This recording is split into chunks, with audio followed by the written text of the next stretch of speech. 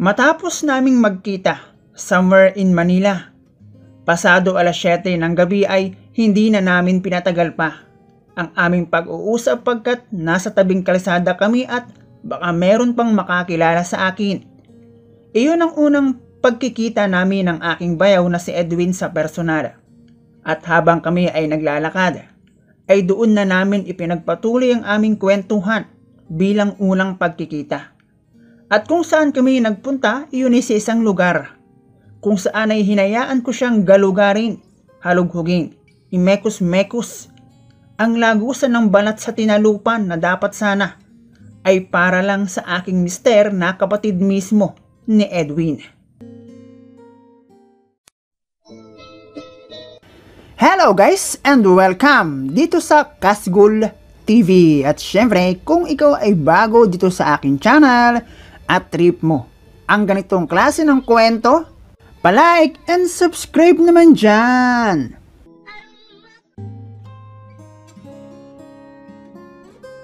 Lodi, pangalanan mo na akong Black Rose ng Antipolo. Same lang din ng ibang tagapakinig at mambabasa ay nais ko lang din mag-share ng kwento. May one and only untold story, ika nga. Tungkol sa akin at sa aking bayaw na pangalanan mo na lang na Edwin. Simula nang magsama, magkaroon ng supling at maikasal kami ng aking mister na pangalanan mo na lang na Philip. Itong aking bayaw ni si Edwin ay never ko pang nakita ng personal dahil abroad ang kanyang trabaho. At nagsimula ang aming komunikasyon noong siya mismo ang mag-friend request sa akin sa FB at magpakilalang kapatid ni Philip na aking mister. Inunahan kaagad niya akong huwag nang ipaalam sa aking mister na kanyang kapatid dahil alam di umano niyang seloso ang kanyang kuya at baka magbigay pa ng kahulugan. Bagay na bilang may bahay na ayaw din ng gulo ay sinunod ko na lang ang request ni Edwin. Noong una ay tungkol sa trabaho, pangangumusta, tungkol sa pamilya ang aming napag-uusapan.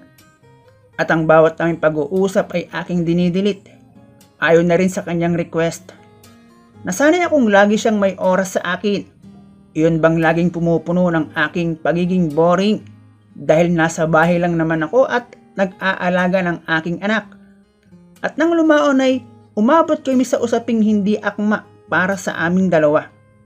Aminado rin kasi akong iyon ang topic na hindi boring. At sabihin na lang nating mas mainam kung ako at ang aking mister ay ang dapat nag-uusap ng ganoong topic. Aminado akong kung minsan nang panahon na iyon na napapadalas na nga na walang oras sa akin si Philip, lalo na kapag tinatawag ako ng pangangailangan bilang kanyang may bahay. Katwiran niya kasi ay pagod sa trabaho at sa ibang araw na lang. Kung minsan ay napagbibigyan naman, kaya lang masyado siyang mabilis. Kumbaga, mabilis ang patak ng kanyang metro. At ang lahat ng iyon ay aking sinasarili lamang. Hindi makapagreklamo dahil nga nasa bahay lang naman ako. Kahit pagod din sa gawaing bahay at pag-aalaga ng anak namin hindi naman ako nagrereklamo. At ang bagay na iyon ay nasabi ko nang hindi sinasadya sa aking bayaw. Doon na nagsimulang lumalim ang aming pag-uusap sa ganoong bagay hanggang sa iba na ang naging dulot noon sa amin. Naging madalas kasi ang kanyang pagtatanong ng kung ano-ano na akin namang sinasagot ng walang pag-aalinlangan at to the point na iba na talaga. Nasusundutan na namin iyon ng mga salitang paano kaya kung tayo. Mga salitang hindi ka makukulangan sa akin. Mga salitang obligasyon niya iyan bilang asawa mo. Hanggang sa dumating ang puntong labis na at talagang hindi na po pwedeng mabasa ng aking mister ang aming pinag-uusapan dahil kung hindi ay talagang malaking gulo. Sabihin na lang nating meron ng namamagitan sa amin at maging ako ay nakalimot ng may asawa at bayaw ko ang kaabot usap doon. Pero hindi pa iyon doon natatapos. Parang lumakas pa nga ang aking loob dahil kay Edwin. Para kasing napalabas niya na mister ko. ang may pagkukulang at hindi ako. At may karapatan akong sa iba hanapin ang kakulangan na aking hinahanap. Hanggang sasabihin na nga sa akin ni Edwin na uuwi siya ng Pinas para makita ako ng personal. At tahasan pa niyang sinabi na lahat ng kulang ng utol niya pupunan niya sa oras na pahintulutan ko siya. At buong tapang at lakas ng loob na voice message ko pa ngang sinabi na hihintayin ko ang araw ng pag-uwi niya at siguraduhin niyang hindi ako mabibitin. Nang mga sandaling iyon naging makasarili ako at plastic akong nakikisama sa aking mister na okay lang ang lahat at wala kaming problema. Inunawa ko siya sa maling pamamaraan dahil ang nasa isip ko, nandyan naman ang aking bayaw na si Edwin. Naging malansa ang mga bawat naming pag-uusap ng aking bayaw na si Edwin gamit ang cellphone. Hanggang sa makauwi na nga siya ng Pinas. At ni isa sa kanyang mga kamag-anak maliban sa akin ay walang nakakaalam. Matapos ang 15 days na pag-stop sa kondo dahil sa pandemic, ay doon na naganap ang aming unang pagkikita.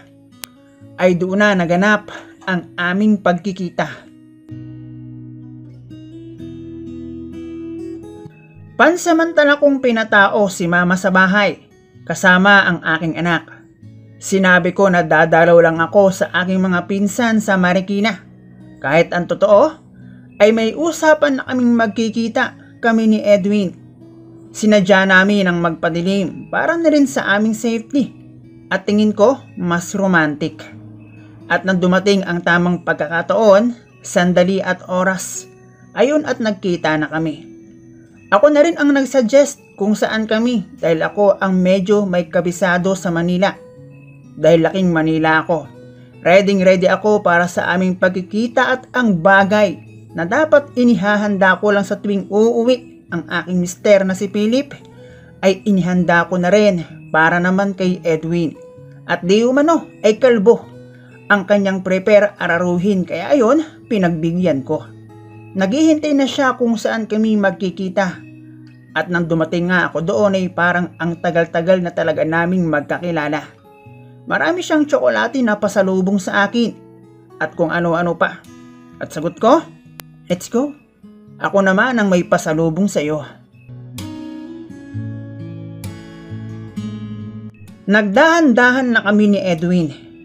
At habang naglalakad ay doon na rin namin ipinagpatuloy ang aming pag-uusap, kamustahan at kung ano-ano pa.